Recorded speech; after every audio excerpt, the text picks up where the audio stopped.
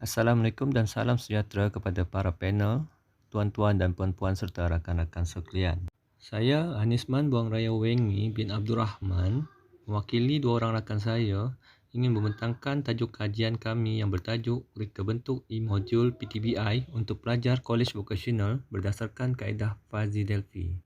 Pembangunan TVET, Technical and Vocational Education and Training, telah menjadi salah satu strategi pembangunan pendidikan yang penting di negara-negara membangun dan negara-negara maju. Jika kita lihat di Malaysia, TVET berperanan sebagai satu saluran untuk menghasilkan tenaga mahir dan separa mahir tempatan. Oleh itu, dalam rancangan Malaysia ke-11 untuk tempoh 2016 hingga 2020, mentransformasi TVET untuk memenuhi permintaan industri telah dijadikan salah satu bidang fokus utama kerajaan. Jika kita lihat, antara yang terkandung dalam bidang fokus ini antaranya ialah memperkukuh tadbir urus TVET untuk pengurusan yang lebih baik, memperkasa kualiti dan penyampaian program TVET untuk menambah baik kebolehpasaran graduan dan meningkatkan penjenamaan untuk menarik minat pelajar terhadap TVET. Oleh itu, salah satu langkah yang telah dilakukan oleh Kementerian Pendidikan Malaysia adalah menaik taraf sekolah menengah vokasional kepada kolej vokasional pada tahun 2012.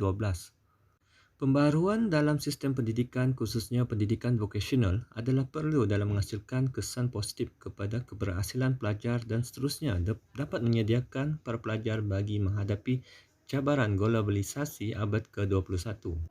Ini kerana penggunaan ICT di dalam proses pembelajaran dan pemudahcaraan bukan sahaja dapat meningkatkan kemahiran pemahaman pelajar, malah dapat mempelbagaikan aktiviti semasa pembelajaran serta memberi kesan yang positif kepada sikap, motivasi dan pencapaian pelajar dalam akademik. Atas faktor itu, Kementerian Pendidikan Malaysia melalui Pelan Pembangunan Pendidikan Malaysia untuk tempoh 2013 hingga 2025 telah melancarkan inisiatif pembelajaran abad ke-21 di seluruh negara bermula pada tahun 2014. Selain itu, Kementerian Pendidikan Tinggi Malaysia juga telah membuat lonjakan ke-9 iaitu pembelajaran dalam talian secara global sebagai salah satu langkah menerajui sistem pendidikan yang setaraf dengan negara-negara maju. Ini adalah pernyataan masalah untuk kajian ini. Kemajuan teknologi menyebabkan perlunya ada perubahan pada strategi pengajaran tenaga pengajar di kolej vokasional agar seiring dengan perkembangan teknologi pada masa kini. Namun, didapati kaedah pengajaran yang diamalkan tenaga pengajar untuk program teknologi elektronik di kolej vokasional masih lagi berpusatkan kepada tenaga pengajar. Ini berdasarkan daripada kajian yang telah dijalankan oleh Anisman, Muhammad Azlan dan Cheh Su pada tahun 2020. Selain itu, didapati tempoh masa pembelajaran teori yang kurang dalam pendidikan vokasional juga menyebabkan pembelajaran teori tidak terlalu dibertekankan kepada pelajar. Ini menyebabkan kebanyakan pelajar vokasional menghadapi kesukaran dalam melaporkan hasil kerja amali mengikut keperluan penilai dan mempunyai masalah dalam menghubung kait teori dengan amalan. Ini kerana prasyarat untuk menguasai sesuatu topik adalah berdasarkan pemahaman yang mendalam terhadap sesuatu konsep mata pelajaran tersebut. Tanpa kepahaman yang jelas terhadap sesuatu konsep, ia akan boleh mengakibatkan proses pembelajaran seterusnya akan menjadi lebih sukar. Ketiadaan bahan bantu mengajar yang bersesuaian juga merupakan salah satu punca pelajar vokasional selalu menghadapi masalah yang serius untuk memahami sesuatu konsep pembelajaran menurut Azaman. Malah, berdasarkan kajian yang telah dijalankan oleh Hamdan dan Muhammad Usain pada tahun 2010 dan Anisman Muhammad Azlan dan Rafaiza pada tahun 2020, didapati tahap penggunaan bahan bantu mengajar di kalangan tenaga pengajar teknikal dan vokasional adalah masih di tahap sederhana. Oleh yang demikian, pembangunan sebuah modul pembelajaran teradun berasaskan inquiry atau dikenali sebagai E-Module PTBI sebagai bahan bantu mengajar adalah bertepatan bagi mengatasi isu-isu yang ditimbulkan. Melalui surutan kajian yang telah dilakukan, pembelajaran teradun atau blended learning dapat mengatasi masalah kekurangan tempoh masa pembelajaran teori dan dapat meningkatkan motivasi serta pencapaian pelajar terhadap sesuatu mata pelajaran yang diambil. Malah, kombinasi yang dilakukan bersama dengan pendekatan pembelajaran inquiry akan dapat memberikan satu strategi pembelajaran yang lebih teratur dan sistematik kerana pembelajaran berasaskan inquiry yang digunakan dalam melaksanakan PDPC, kursus elektronik, memberikan kesan yang positif terhadap pencapaian pelajar.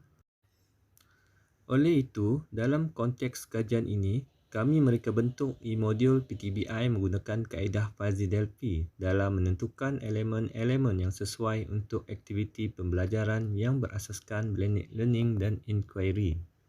Objektif kajian ini adalah bertujuan untuk mereka bentuk e-modul PTBI untuk pelajar program teknologi elektronik di Kolej Vocational. Oleh itu, terdapat dua sub-objektif untuk kajian ini. Pertama, mengenal pasti elemen-elemen utama bagi aktiviti pembelajaran yang sesuai untuk e-modul PTBI berdasarkan kepada konsensus pakar. Kedua, mengenal pasti turutan keutamaan elemen-elemen utama bagi aktiviti pembelajaran yang sesuai untuk e-modul PTBI berdasarkan kepada konsensus pakar. Seterusnya, terdapat dua persoalan kajian yang ditimbulkan dalam kajian ini. Pertama, apakah elemen-elemen utama bagi aktiviti pembelajaran yang sesuai untuk e-modul PDBI berdasarkan kepada konsensus pakar? Kedua, apakah turutan keutamaan elemen-elemen utama bagi aktiviti pembelajaran yang sesuai untuk e-modul PTBI berdasarkan kepada konsensus pakar? Untuk metodologi kajian, reka bentuk kajian yang digunakan adalah berbentuk kuantitatif yang mengaplikasikan kaedah Fuzzy Delphi untuk mendapatkan kesepakatan pakar terhadap keperluan elemen-elemen utama e-modul PTBI berdasarkan konsensus pakar. Kaedah ini melibatkan penggunaan fuzzy set teori yang telah disepadukan dalam kaedah Delphi klasik di mana skala Likert yang dipilih oleh pakar akan ditukar kepada skala fuzzy dengan menggunakan penomboran fuzzy yang terdiri daripada penomboran binary terms 0, 1. Oleh itu, kesepaduan penomboran fuzzy ini akan menghasilkan tiga nilai iaitu nilai minimum, nilai yang paling munasabah dan nilai maksimum yang akan dipilih oleh pakar. Prinsipalan dalam kajian ini adalah terdiri daripada 19 orang pakar yang dipilih dengan menggunakan kaedah persimpulan bertujuan berdasarkan kepakaran dalam pelbagai bidang yang terdiri daripada pakar kandungan dalam bidang teknologi elektronik, pakar pendidikan teknikal dan vocational, pakar teknologi pendidikan, pakar teknologi maklumat dan pendidikan multimedia. Manakala, pemilihan 19 orang pakar dalam kajian ini adalah merujuk kepada saranan oleh Gordon pada tahun 1994 di mana beliau menyatakan jumlah pakar yang sesuai untuk pakar Fuzzy Delphi adalah antara 10 hingga 35 orang pakar sekiranya pakar yang dipilih bersifat tidak seragam. Manakala, instrumen kajian ini menggunakan soal selidik sebagai instrumen untuk mendapatkan data kuantitatif berkenaan elemen-elemen utama untuk e-modul PTBI.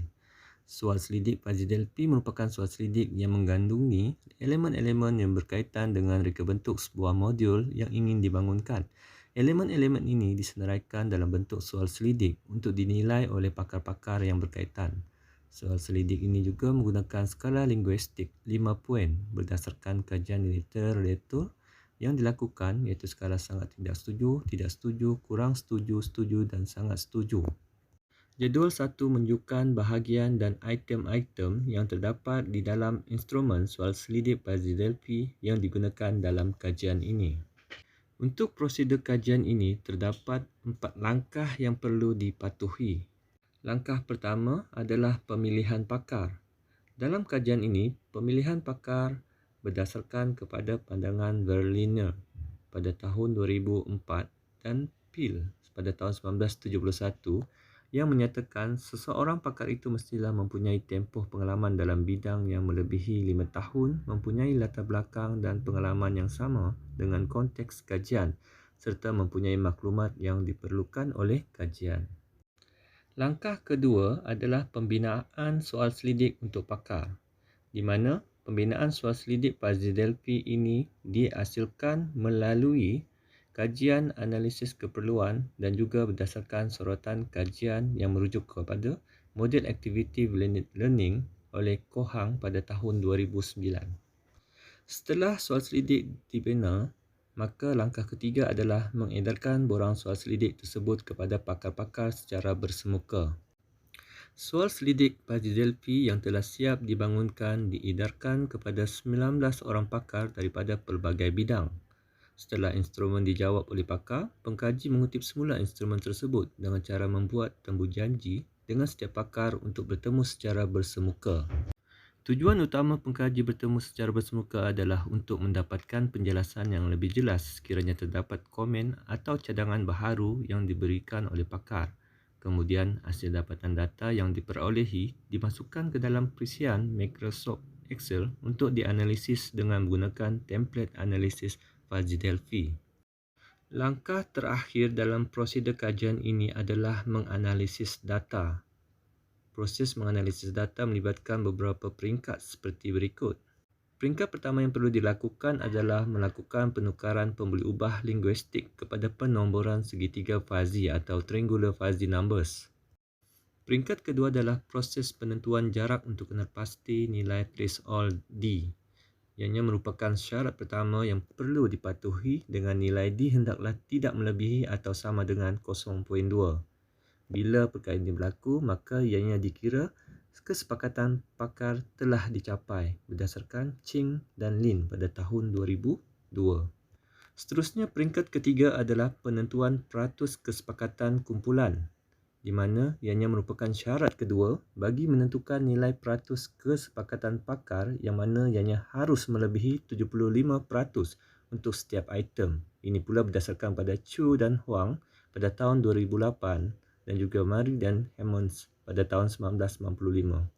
Seterusnya, peringkat terakhir iaitu penganalisisan data menggunakan average of fuzzy numbers, yang mana proses ini merupakan peringkat terakhir ataupun syarat ketiga yang perlu dipatuhi. Untuk syarat ketiga ini, nilai skor fuzzy mesti melebihi atau sama dengan nilai median iaitu 0.5. Ini menunjukkan elemen tersebut diterima oleh kesepakatan pakar. Malah, nilai skor fuzzy juga boleh digunakan sebagai penentu kedudukan dan keutamaan sesuatu elemen mengikut pandangan kesepakatan pakar. Ini adalah hasil dapatan kajian bagi menjawab persoalan kajian yang pertama. Berdasarkan jadual ini, kesemua elemen-elemen bagi aktiviti pembelajaran bersemuka dipersetujui oleh kumpulan pakar berdasarkan syarat yang telah ditetapkan dalam analisis Fuzzy Delphi, iaitu nilai threshold kontrak lebih kecil daripada atau sama dengan 0.2, kesepakatan kumpulan pakar lebih besar atau sama dengan 75% dan nilai ikat lebih besar atau sama dengan 0.5. Namun begitu, terdapat 4 item dalam elemen aktiviti pembelajaran bersemuka telah ditolak kerana tidak menepati syarat triangular fuzzy number, iaitu nilai peratus kesepakatan pakar perlu melebihi atau sama dengan 75%. Item-item ini adalah terdiri daripada elemen syarahan yang mana memperolehi 57.9%, simulasi berkumpulan pula 73.7%, kajian kes berkumpulan 63.2% dan yang terakhir adalah lawatan ilmiah yang hanya memperolehi 52.6%. Oleh yang demikian, elemen-elemen utama bagi aktiviti pembelajaran bersemuka untuk e-modul PTBI yang diterima adalah terdiri daripada penilaian, soal jawab, tunjuk cara, perbincangan, berkumpulan, amali, pembentangan berkumpulan, pembentangan individu, refleksi dan projek berkumpulan. Ini pula adalah dapatan untuk elemen-elemen aktiviti pembelajaran secara dalam talian. Berdasarkan jadual dapatan ini, kesemua elemen-elemen bagi aktiviti pembelajaran bersemuka dipersetujui oleh kumpulan pakar berdasarkan syarat yang telah ditetapkan seperti tadi. Namun begitu, terdapat 3 item dalam elemen aktiviti pembelajaran secara dalam talian ditolak kerana tidak menepati syarat triangular fuzzy number, iaitu nilai peratusan kesepakatan pakar perlu melebihi atau sama dengan 75%. Item-item yang ditolak ini adalah terdiri daripada elemen simulasi berkumpulan 73.7%, kajian kes individu 63.2% dan muat turun bahan pembelajaran 57.9%. Oleh yang demikian, elemen-elemen utama bagi aktiviti pembelajaran secara dalam talian untuk e-modul PTBI adalah terdiri daripada menonton video demonstratif, membaca bahan pembelajaran, penilaian, mencari maklumat tambahan, pembentangan berkumpulan, memuat naik bahan tugasan, perbincangan berkumpulan, projek berkumpulan, esei refleksi, simulasi individu dan kajian kes berkumpulan. Seterusnya, ini adalah dapatan untuk menjawab persoalan kajian yang kedua. Berdasarkan jadual tersebut, aktiviti pembelajaran bersemuka, penilaian merupakan kedudukan teratas diikuti dengan soal jawab, tunjuk cara, perbincangan berkumpulan, amali, pembentangan berkumpulan, pembentangan individu refleksi dan juga projek berkumpulan. Manakala berdasarkan aktiviti dalam talian, menonton video demonstratif berada pada kedudukan undian yang tertinggi, diikuti dengan membaca bahan pembelajaran, penilaian, mencari maklumat tambahan, pembentangan berkumpulan, memuat naik bahan tugasan, perbincangan berkumpulan, projek berkumpulan, isi refleksi dan simulasi individu serta kajian kes berkumpulan. Elemen-elemen ini juga dipilih berdasarkan item-item yang diterima dan mematuhi syarat triangular fuzzy number. Berdasarkan elemen-elemen utama aktiviti pembelajaran bersemuka, terdapat sebanyak 13 jenis aktiviti yang disenaraikan. Namun, hasil dapatan analisis hanya 9 jenis aktiviti yang sesuai digunakan di dalam modul selepas memenuhi syarat triangular fuzzy number. Berdasarkan dapatan tersebut, didapati aktiviti penilaian, soal jawab, demonstrasi, perbincangan berkumpulan dan amali merupakan aktiviti yang mendapat kesepakatan yang tertinggi dalam kalangan pakar. Dapatan ini menunjukkan penilaian merupakan aspek penting dalam memastikan keberhasilan pelajar apabila menggunakan sebuah modul dalam talian. Ini disokong dengan kenyataan sifat 2006 yang menyatakan bahawa penilaian adalah penting untuk menyokong pembelajaran pelajar kerana dapat menyemak hasil pembelajaran pelajar sepanjang masa pembelajaran. Seterusnya, aktiviti kedua tertinggi yang mendapat kesepakatan pakar ialah aktiviti soal jawab. Dapatan ini selari dengan keperluan pembelajaran berasaskan inquiry yang diaplikasikan ke dalam modul ini. Menurut Muhammad Faris 2016, pengajaran berasaskan inquiry adalah satu strategi yang berpusatkan kepada pelajar yang mana mereka didedahkan kepada persoalan untuk mencari jawapan berdasarkan pertanyaan-pertanyaan yang digariskan secara jelas. Selain itu, aktiviti demonstrasi dan amali juga mendapat kesepakatan yang tinggi di kalangan pakar. Dapatan ini bersesuaian dengan kumpulan sasaran dalam kajian ini, iaitu pelajar-pelajar aliran vocational yang sememangnya memerlukan mereka melakukan aktiviti hands-on atau amali dalam proses pembelajaran mereka. Seterusnya, aktiviti terakhir yang mendapat kesepakatan yang tinggi adalah aktiviti perbincangan berkumpulan. Aktiviti perbincangan berkumpulan adalah penting diserapkan ke dalam aktiviti pembelajaran modul kerana ia dapat menggalakkan penyertaan aktif pelajar dalam aktiviti pembelajaran menerusi interaksi sesama mereka sewaktu perbincangan dilaksanakan, menurut Rosnani 2012. Malah, aktiviti perbincangan berkumpulan juga berkait rapat dengan prinsip teori konstruktivisme sosial dan teori pembelajaran konektivisme yang disandarkan dalam pembangunan modul ini. Untuk elemen-elemen utama aktiviti pembelajaran dalam talian, sebanyak 14 jenis aktiviti yang telah disenaraikan. Namun, hasil dapatan analisis Fajr-Delphi didapati hanya 11 aktiviti yang sesuai digunakan berdasarkan kesepakatan pakar. Antara aktiviti yang mendapat kedudukan tertinggi adalah menonton video demonstratif, membaca bahan pembelajaran, penilaian, mencari maklumat tambahan, pembentangan berkumpulan dan memuat naik bahan tugasan. Menonton video demonstratif merupakan aktiviti dalam talian yang sangat disarankan dalam kalangan pakar. Aktiviti ini mendapat skor yang tertinggi dan selari dengan dapatan aktiviti dalam talian yang diperolehi Zanariah pada tahun 2017 dalam pembangunan modul beliau untuk pedagogi kelas berbalik bagi pelajar kejuruteraan di Politeknik. Untuk pembangunan video demonstratif ini boleh dilakukan dengan menggunakan YouTube. Menurut DAP 2008, penggunaan YouTube dalam pendidikan dapat memberi kesan yang positif dalam proses PDPC. Dapatan ini juga menyokong kajian yang dijalankan oleh Exposito bersama rakannya pada tahun 2020 di mana hasil kajian mereka mendapati bahawa Penggunaan elemen multimedia dalam pembelajaran seperti video pengajaran dapat memberi kesan yang positif terhadap pencapaian akademik. Selain itu, menurut Nur Akhilah dan Nur Dayana, dalam kajian mereka juga mendapati pembelajaran yang berasaskan inquiry dengan menggunakan teknologi video diaplikasikan di dalam proses PDVC ia akan dapat memberi kesan yang positif terhadap pencapaian pelajar. Manakala untuk aktiviti membaca bahan pembelajaran di dalam modul, mencari maklumat tambahan melalui pautan sumber dan memuat naik bahan tugasan didapati selari dengan dapatan aktiviti pembelajaran dalam talian yang diperolehi oleh Amani pada tahun 2014 dalam membangunkan sebuah modul pembelajaran bahasa Arab di institusi pendidikan guru. Bagi aktiviti penilaian, projek berkumpulan, esei refleksi dan perbincangan dalam talian adalah selari dengan hasil dapatan Nur Hafizah pada tahun 2016 melalui kajian beliau terhadap aktiviti pembelajaran dalam talian untuk modul blended learning yang dibangunkan beliau. Malah, berdasarkan kajian literatur, perbincangan dalam talian atau forum sentiasa diserapkan ke dalam aktiviti pembelajaran dalam talian. Ini selaras dengan kajian di New Jersey Institute of Technology terhadap 116 pelajar oleh Wu dan Hales pada tahun 2003 mendapati secara keseluruhannya perbincangan atas talian memberi manfaat kepada kemahiran pelajar dan meningkatkan kualiti pembelajaran pelajar. Maka satu reka bentuk e-modul PTBI dihasilkan melalui kombinasi daripada 3 model yang dijadikan asas dalam pembangunan modul ini iaitu model aktiviti blended learning, model blended learning dan model inquiry 5E.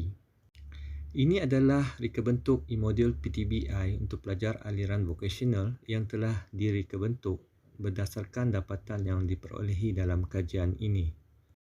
Kesimpulannya, kajian ini bertujuan mereka bentuk sebuah modul dalam talian yang berkonsepkan pembelajaran teradun berasaskan inquiry yang boleh digunapakai oleh pelajar dan tenaga pengajar program teknologi elektronik di kolej vokasional untuk membantu meningkatkan pencapaian pelajar vokasional.